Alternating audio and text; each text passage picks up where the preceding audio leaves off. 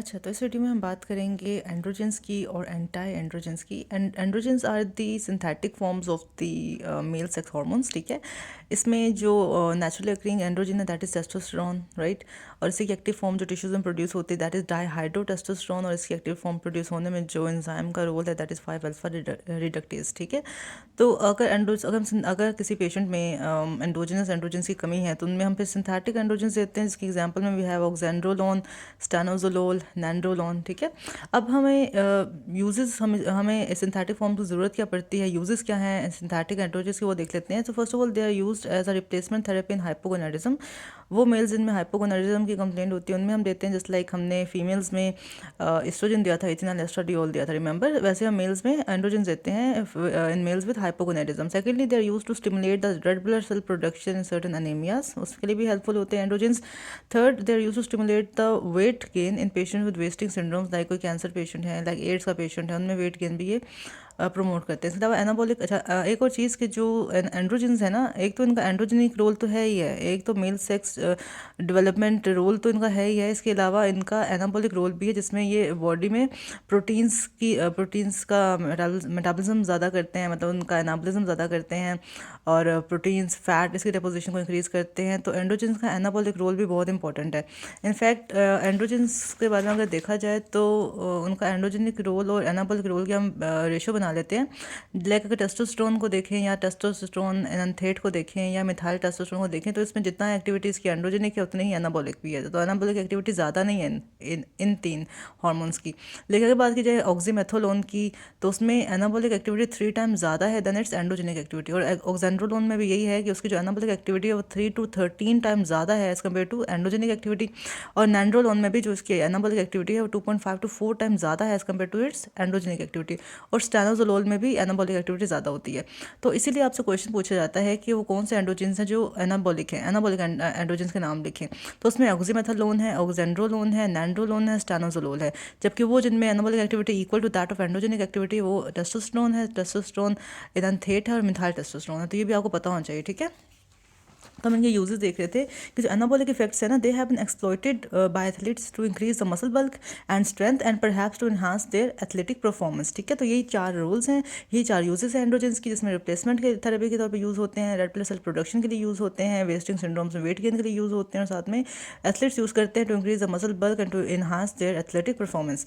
अगर बात कीजिए इनके एडवर्स इफेक्ट्स की, तो एंड्रोजेंस लेने से एडवर्स इफेक्ट्स क्या हो सकते हैं। सो फीमेल्स में और मेल्स में दोनों में डिफरेंट एडवर्स इफेक्ट्स आते हैं। Use of androgens in by females the results in visualization में दरअसल उनके जैसे एंटी फेमिनिन एक्शंस होता है एंड्रोजन का, जिसमें हर्सुटिज्म या एक्सेसिव हेयर ग्रोथ होती है बॉडी पे, इनलार्ज्ड क्लिटोरिस होता है, डीपन्ड वॉइस होती है, और मेंस्ट्रुअल इरेगुलरिटी भी आती है। So in case of females androgen intake, use of androgens will cause visualization में 3 चीज़ें हैं, hirsutism, deepened voice and enlarged clitoris. और इसके अलावा फीमेल्स में मेंस्ट्रुअल इरेगुलरिटी भी आती है after use of androgens.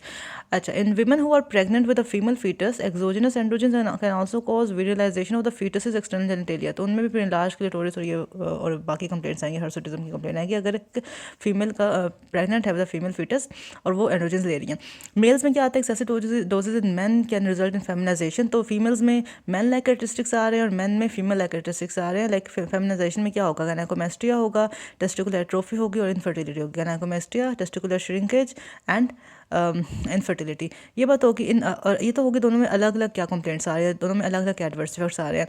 In both cases जो एक कॉमन एडवर्स इफेक्ट्स आते हैं high doses of anabolic steroids की वजह से, और हम एनाबॉलिक स्टेरॉइड्स की हमें बात कर रहे हैं, that can cause cholestatic jaundice, elevation of liver enzymes and possibly hepatocellular carcinoma. तो एंड्रोजेंस के बोथ सेक्सेस में लिवर पर बहुत एडवर्स इफेक्ट्स हैं कि वो कॉलिस्टेटिक जॉन्डिस हो रहा है, एलिवेशन ऑफ लिवर एंजाइम्स हो रहा है, हिपैटोसेलुलर कार्सिनोमा भी हो सकता है एंड्रोजेंस की वजह से।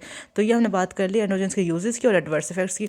अब बात करते हैं एंटी एंड्रोजेंस की, जो पीछे हम क्लासिफिकेशन में देख कर भी आए हैं। हमने 3 इंपॉर्टेंट क्लासेस पढ़ी थी कि एक तो एंड्रोजन रिसेप्टर एंटागनिस्ट होते हैं, एक एंड्रोजन सिंथेसिस इनहिबिटर्स होते हैं, और एक होते हैं GnRH एनालॉग्स, ठीक है।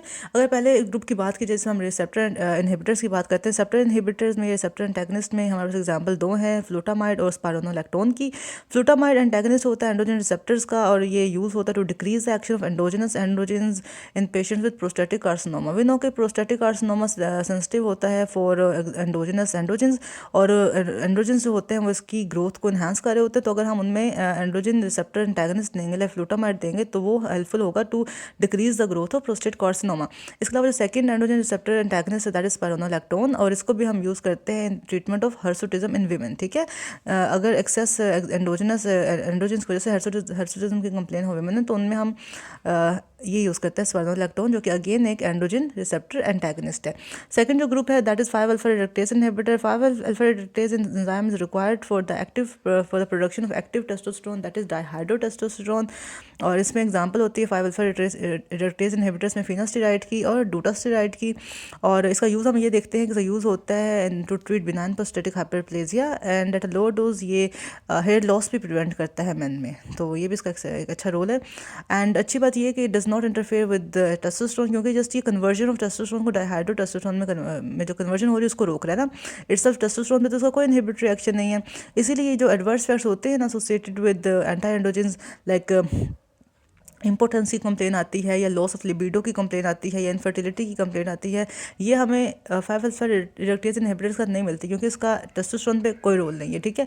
तो उसका यूज़ क्या है, benign prostatic hyperplasia and to prevent hair loss in men, तो ये इसके दो रोल्स हैं। अच्छा, then we have the GnRH analogues, जिनके हम पहले एग्जाम्पल देख आए हैं। ल्यूप्रोलाइड है, बुसरेलिन है, गोसेरेलिन है, नेफिरेलिन है। तो GnRH एनालॉग्स हम कैसे यूज़ कर सकते हैं एज एन एंटी एंड्रोजन। तो होता ये है कि GnRH एनालॉग हमें पता है कि सप्रेशन कराते हैं गोनाडोट्रोपिन्स की। गोनाडोट्रोपिन में we have a very important gonadotropin LH। जब LH की प्रोडक्शन कम होगी तो वी नो कि LH has a tendency to get converted into testosterone, ठीक है। जब LH की प्रोडक्शन कम होगी तो जो टेस्टोस्टेरोन है उसकी प्रोडक्शन भी कम हो जाएगी, और इसको भी हम यूज़ करते हैं for prostatic carcinoma, just like the first group which was androgen receptor antagonist, जिसमें हमने बात की थी किसकी, उसकी फ्लूटामाइड की और स्पारोनोलैक्टोन की। तो उसके साथ साथ हम GnRH एनालॉग्स भी यूज़ कर सकते हैं, और ये इसलिए यूज़ करते हैं क्योंकि ये LH की प्रोडक्शन कम करते हैं, और LH से टेस्टोस्टेरोन की प्रोडक्शन कम होती है। तो या that is all about the important points about androgens and the anti androgens.